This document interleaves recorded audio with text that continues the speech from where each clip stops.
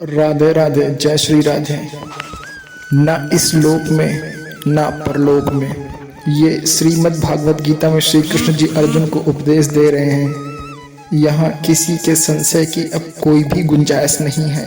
न इस लोक में न परलोक में उसका कहीं भी पतन नहीं हो सकता, विनाश नहीं हो सकता। न युक्ति विनाशस् अस्त्र, कोई सामर्थ्य ऐसी नहीं रखता। ये बहुत आनंद अर्थात परमानंद की बात है।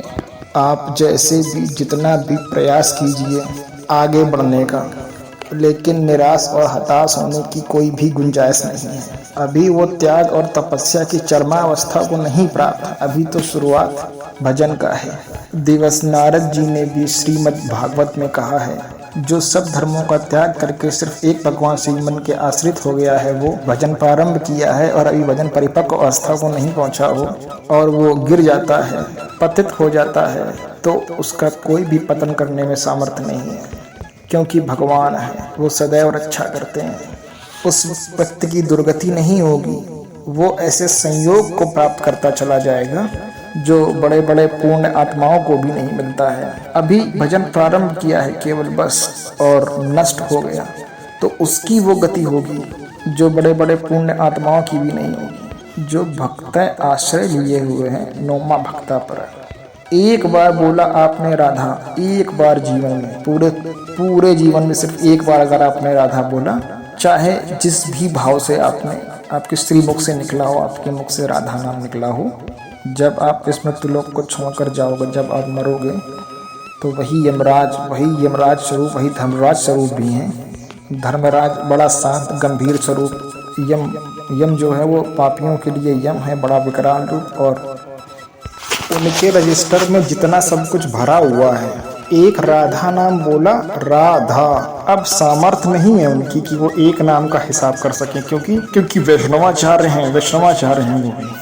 क्योंकि आदर्श वैष्णव में श्रीमद् भागवत में वो भी आते हैं, श्री धर्माचार्य जी, जिन्हें हम लोग यम कहते हैं, वो धर्माचार्य भी हैं। वो प्रभु के नाम की महिमा को जानते हैं। एक बार अगर तुम्हारे जीवन में नाम लिख गया है, तो इसने प्रभु का नाम या राधा जी का नाम राधा बोला था, या कहीं पर भी एक बार सुना था, कान में राधा शब्द मन मस्तिष्क में पहुंचा था, तो दुर्गति शब्द तो खत्म हो गया आपके जीवन से, खत्म। विश्वास करिए इस बात का, ये दुर्गति शब्द नहीं रहेगा। एक नाम पर सबसे बड़ी बात यह है कि इसमें विश्वास की आवश्यकता है। बिन विश्वास भगति नहीं, तेहि बिन द्रवहि न राम, राम बिना नहीं सपने हूँ, जीव न लाग विश्राम। बस केवल एक बार, कई बार सत्संगों में सुनाया है। दो भाई थे, एक भाई धर्मात्मा और संत सेवन, साधु महात्माओं को देखते ही उनके तुरंत चरणों में प्रणाम करना, आदर पूर्वक विनय पूर्वक अपने घर में लाना, उनके पाद प्रक्षालन चरणोदय को उतारना, उनकी पूजा करना, सुंदर भोग पकवान बना के उनको पवाना और आदर से उनको विदा करना। पर उनका जो दूसरा भाई, छोटा भाई था, शराब पीना, मांस खाना, मांस मदिरा का सेवन करना, गंदे आचरण करना, गलत व्यवहार करना और अपने बड़े भाई का भी गलत तरीके से विरोध करना, मतलब अच्छे कामों को देखते ही सीधे अपशब्द बोलना, गाली गलौज करना। दोनों की अपनी अपनी अलग वृत्तियां हैं। अब यहाँ ये देखने और समझने वाली बात है कि दोनों एक ही माँ के कोख से जन्मे हैं, दोनों एक ही माँ के बेटे हैं। इस बात को समझकर बड़े भाई को अंदर से बहुत ही कष्ट होता था। एक ही गर्भ से पैदा हुए हैं और कैसा ये असभ्य आचरण करता है, कब इस पर भगवान की कृपा होगी। एक दिन की बात है, अयोध्या के संतों की मंडली उसी मार्ग से पधार रही थी जहां उसका घर पड़ता था। पहले के टाइम में जो संत जन थे वो पदयात्रा ही करते थे, अब समय थोड़ा सा बदल गया है। बड़े भाई का स्वभाव था संतों की सेवा किया, विनय किया। संत श्रद्धा देखते हैं, उनके आदर भाव को देखकर वो उनके घर की ओर प्रस्थान किया। ज्यों ही वो प्रसाद पाने को बैठे तो उसका छोटा भाई अंदर प्रवेश किया घर के अंदर, क्योंकि घर तो एक ही था। शराब पी के मदिरा खा के लड़खड़ाता हुआ छोटा भाई ऊपर और बड़ा भाई नीचे रहता था, तो वो ऊपर जाने के लिए आया।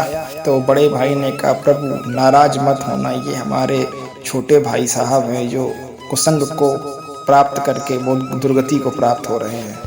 वो छोटा भाई संतों को गाली देते हुए अपने घर ऊपर चला गया।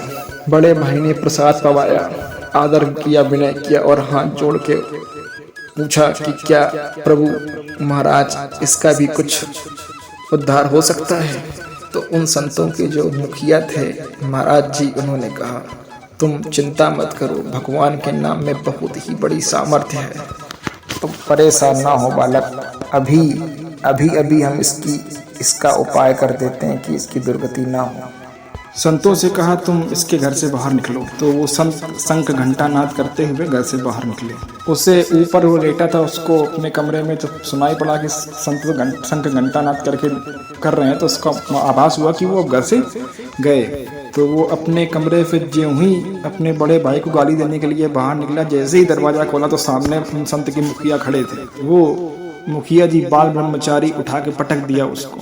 वो तो नशे में ही था और छाती में चढ़ के बैठ गया। बोले बोल राम राम राम राम, नहीं बोलेगा तो जान से मार देंगे, बोल राम राम राम राम। वो उसकी गर्दन दबाती है महाराज जी। तो वो बोले अगर नहीं बोलेंगे तो प्राण चले जाएंगे, तो प्राण बचाने के लिए राम राम बोल देते हैं, बोलने में क्या जा रहा है। नहीं मोटे ताजे बाबा जी मेरे ऊपर बैठे, अगर ज्यादा देर बैठे रहे तो ये तो निश्चित है कि मृत्यु लोक से स्वर्ग लोक नरक लोक जहाँ भी जाएंगे वहाँ चले जाएंगे, पहुंच जाएंगे। ऐसे ही आप जैसे भी मान लो उपहास पूर्ण या अश्रद्धा पूर्ण राम राम बोले, बेटा इसकी कीमत कभी मत लेना। तो वो बोले चल इधर कीमत की बात करता। वो तो जानता ही नहीं ना प्रभु के नाम और प्रभु के भक्त और प्रभु की भक्ति की लीला को। नीचे उतर के आए महाराज जी और उसके बड़े भाई से बोले विश्वास करना मेरी बात का, अब इसकी दुर्गति नहीं हो सकती। कुछ समय बाद उसको कैंसर हुआ, शरीर में भयानक पीड़ाएं, शरीर पूरा हुआ और वो यमपुरी में पहुंचा। यमराज जी ने पूरा हिसाब, वो तो सेकंड से भी कम हिस्से में पूरा हिसाब, आपके पूरे जीवन का हिसाब देख लेते हैं। ये तो सीधा नहीं कहते कि जाओ कढ़ाई में डाल दो। उन्होंने कहा केवल 2 बार नाम लिया है। तो उन्होंने कहा भाई साहब तुम्हारा तो पूरा हिसाब सब कुछ नर्क वाला है, बस केवल एक ही मंगलमय कार्य हुआ है। संत के द्वारा प्रेरित होकर तुमने 2 बार राम राम कहा है, बोलो तुम इसका क्या सुख चाहते हो। यम ने उसके छोटे वाले भाई से पूछा जब वो यमपुरी में पहुंच गया था। तो जो चाहोगे वो तुम्हें प्राप्त हो जाएगा, फिर तुम्हें ये नरक भोगना पड़ेगा जो तुमने पाप कर्म किए हैं। संत की बाड़ी अमोह होती है। उस समय भी उसकी स्मृति में आया कि बेटा कभी इसकी कीमत मत लेना। वो बच गए। पहले एहसास अगर मिलता तो वो समझ ही नहीं पाते। तो उसने कहा मुझे पता तो होना चाहिए कि इसके बदले में क्या दे सकते हैं आप मुझे, नाम के बदले में आप हमें क्या दे सकते हैं। कीमत तो पता हो तब तो हम हाँ बोले। हमें पता ही नहीं क्या इसकी कीमत है, क्या इसका सुख इसका क्या है। इसकी कीमत हम तो नहीं बता सकते। त्रिभुवनपति देवराज इंद्र हैं। यम जी ने ध्यान किया देवराज इंद्र का और तत्काल सामने प्रकट हो गए। बोले कैसे ध्यान किया? कहा बताइए यम जी क्या कष्ट है। तो उन्होंने कहा ये समस्या है आपके सामने, ये पापी है, इसने पूरे जीवन अत्याचार दुष्टाचार मांस मदिरा का सेवन किया है और बहुत ही ज्यादा विकट पाप किए हैं। यह संत से प्रेरित होकर 2 बार राम राम बोला है। अब ये कह रहा है इसकी कीमत क्या है, इसका फल देना पड़ेगा। प्रभु के नाम का फल, ये तो मेरी सामर्थ्य नहीं है कि इसका हम कुछ फल दे सकें किसी को। सृष्टि विधाता भगवान ब्रह्मा जी, अब उनको तो बुला नहीं सकते क्योंकि वो परम ज्ञानी परम प्रतापी और देवों के देव में उनका इष्ट स्थान है। तब उनके पास तो स्वयं ही जाना पड़ेगा। धर्मराज जी देवराज जी ब्रह्मलोक पहुंचे। उन्होंने बीच की बात जिसकी थी जीवात्मा से, उसके छोटे भाई से जो यमलोक में था, उससे कहा चलो ब्रह्मलोक ब्रह्म जी के पास, जहाँ हम लोग तो निर्णय नहीं कर पाएंगे कि इसका फल क्या होना चाहिए। तो उसने कहा ऐसे थोड़ी जाएंगे, वो बहुत ज्यादा चतुर था। उसने कहा पालकी लाओ, उसमें बैठ करके जाएंगे। उसकी पालकी में एक तरफ देवराज इंद्र और एक तरफ धर्मराज अर्थात यमराज, बीच में वो अंदर बैठा पालकी के। और उसने कहा कि जितने भी ये तुम्हारे दूत है ना राक्षस, ये हमारे सामने भी नहीं पड़ने चाहिए। वो शासन कर रहा है क्योंकि उसने भाई 2 बार प्रभु का नाम लिया है। ब्रह्मा जी बोले ये कौन सी लीला हो रही है, कौन सा महाभागवताचार्य आ रहा है, इतने सम्मान के साथ लाया जा रहा। स्वयं देवराज इंद्र और धर्माचार्य यम उनके आगे और पीछे उनकी पालकी का वहन किए और सारे जो है इनके अंगरक्षक बने हुए हैं, सारे राक्षस और सारे जो है देवता। धर्माचार्य जी और इंद्रदेव ने कहा भगवान ये भागवतचार्य नहीं महापापी है, इसने सिर्फ 2 बार पूरे जीवन काल में प्रभु का नाम लिया है। आप पितामह हैं, संपूर्ण सृष्टि के विधाता हैं, क्या फल इस प्राणी को दिया जाए, इस दुष्ट पापी को दिया जाए, क्योंकि सारे फलों का लेखा जोखा आपके हाथ में है प्रभु। इसको 2 बार राम राम कहने का क्या फल। अब ब्रह्मा जी बड़े संकट में और डॉली खुजलाने लगे अपनी। भगवान का नाम ऐसे थोड़ी बोल सकते हो, होश में प्रमाणित। हम तो सृष्टि रचना और इसमें लगे रहते हैं। महादेव जी धनस्थ रहते हैं हमेशा 24 घंटे, तीनों पहर बिल्कुल नाम में विलीन रहते हैं। वो नाम की महिमा जानते हैं, उनके पास चलते हैं। ब्रह्मा जी, देवराज इंद्र, धर्माचार्य, यम जी सब पहुँचे परम ज्ञानी परम प्रतापी भगवान शिव के पास भक्ति में लीन।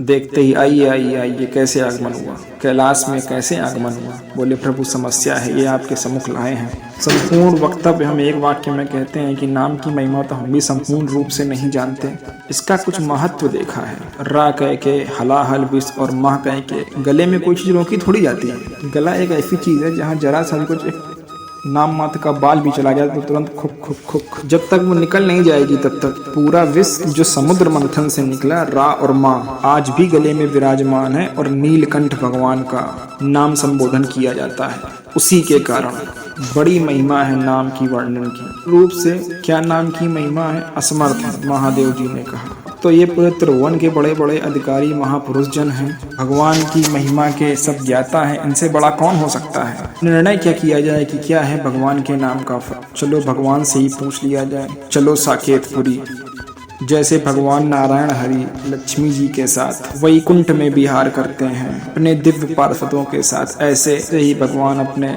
सिया जी के साथ, अपने परिकर के साथ साकेत बिहारी हैं। देखो इन पापात्मा जीव को देखो किनके साथ जा रहा है। ब्रह्मा जी, महादेव, धर्मराज इंद्र और धर्माचार्य यमराज के साथ। अखिल देव चूड़ामणि भगवान सिंहासन पर विराजमान हैं।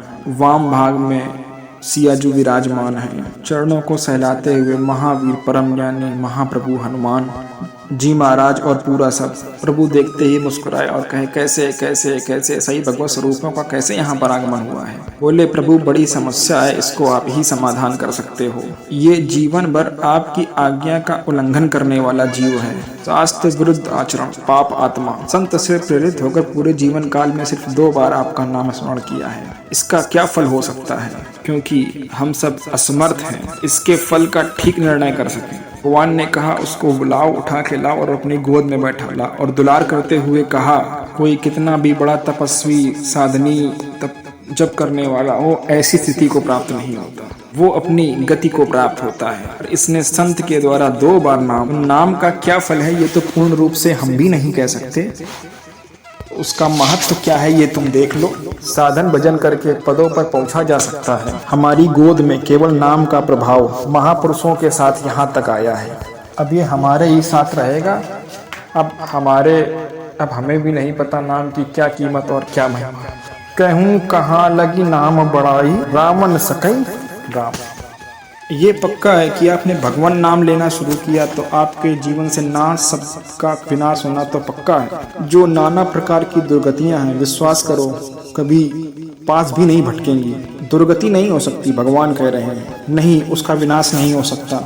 ये है एक बार प्रभु का नाम लेने का फल। एक बार आप प्रभु का नाम ले लीजिए, पूरे जीवन काल में उसका फल आप देखिए कि उसको स्वयं महाराज भगवान भोलेनाथ, देवों को देव महादेव जी नहीं कहते, देवराज स्वयं इंद्र और स्वयं धर्माचार्य यमराज उनको साथ लेकर के गए ब्रह्मा जी के पास। और ब्रह्मा जी को भी सही से उसका वर्णन नहीं पता था, वो भी साकेतपुरी लेके गए। साकेतपुरी में भगवान ने उसको अपने पास रख लिया।